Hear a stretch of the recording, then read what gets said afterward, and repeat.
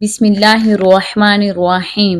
मेरे मुअज़्ज़ज़ सामाईन अस्सलामु अलैकुम व रहमतुल्लाहि व बरकातुहू। आज मैं आपको एक अहम मसले के बारे में बताऊंगी। अक्सर लोग ये सवाल करते हैं, अगर फजर की नमाज कज़ा हो जाए तो कज़ा कब पढ़ी जाए, और कज़ा में सिर्फ हम फर्ज पढ़ेंगे या सुन्नत की भी कज़ा अदा की जाएगी। देखिए, अगर सोते में या भूले से कोई नमाज कज़ा हो जाए तो उसकी कज़ा पढ़ना फर्ज है। अब ये समझ लीजिए कि अगर नमाज कज़ा हो जाए, अगर नमाज छूट जाए, फजर की नमाज का वक़्त निकल जाए तो फिर इसकी कज़ा कब पढ़ें। याद रखिए, कज़ा नमाज 3 औकात के अलावा बाकी किसी भी वक़्त में अदा की जा सकती है। 3 वक़्त जो कि नमाज के लिए मकरूह हैं। पहला तलुए आफ्ताब, दूसरा ज़वाल का वक़्त, तीसरा वक़्त ग़ुरूबे आफ्ताब है। इन 3 औकात के अलावा किसी भी वक़्त आप नमाज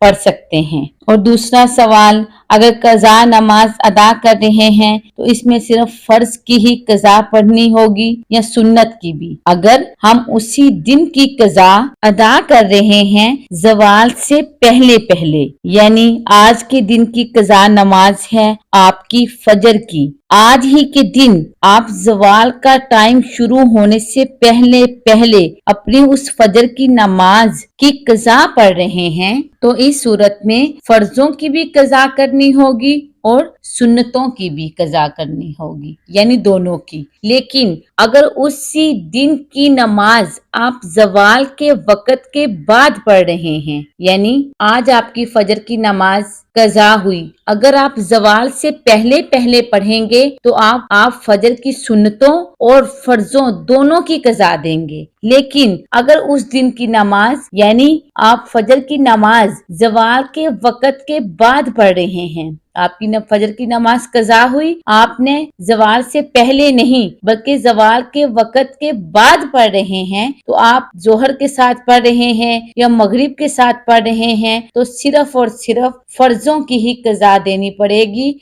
सुन्नतें अदा नहीं करेंगे आप, सुन्नतों की कज़ा नहीं होगी। ये बात अपने ज़हन में रखें, जो सुन्नतों की कज़ा की बात है ये सिर्फ फजर की नमाज के लिए है, यानी फजर की नमाज अगर उसी दिन आप ज़वाल के वक़्त से पहले पढ़ लें तो फिर आपने सुन्नतों की कज़ा करनी है। अगर बाद में पढ़ेंगे ज़वाल के बाद तो फिर आपने सिर्फ और सिर्फ फर्जों की कज़ा करनी है। अदरवाइज किसी भी नमाज के लिए अगर चाहे उसी दिन उस नमाज की कज़ा कर रहे हैं तो उसमें सुन्नतों की कज़ा नहीं पढ़नी होगी, यानी सिर्फ फजर की नमाज की सुन्नतों की कज़ा होगी, वो भी ज़वाल के वक़्त से पहले पहले। और दूसरी, अगर कोई भी नमाज कज़ा हो जाए तो आपने सिर्फ और सिर्फ उसके फर्जों की कज़ा पढ़नी है, सुन्नतों की कज़ा नहीं है। अगरचे आप उसी दिन उसकी कज़ा अदा कर रहे हो फिर भी आपने सिर्फ और सिर्फ फर्ज अदा करने हैं। मुझे उम्मीद है कि आपको मेरी बात अच्छे से समझ आ गई होगी।